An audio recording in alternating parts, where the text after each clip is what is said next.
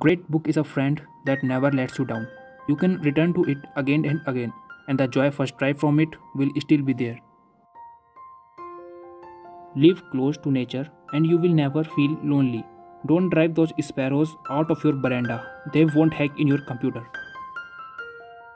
If you have a lonely or difficult childhood, it would probably make you more sensitive to the problem of other children, especially when you have grown up. To be able to laugh and to be merciful are the only things that make man better than the beast. There is a distinction to be made between aloneness and loneliness. That man is strongest who stands alone. For the most time, I have followed instinct rather than intelligence, and this has resulted in a modicum of happiness. Listen to the night wind in the trees, listen to the summer grass singing, listen to the time that's tripping by and the dawn dew falling. Listen to the moon as it climbs the sky, listen to the pebbles humming, listen to the mist in the trembling leaves and the silence calling.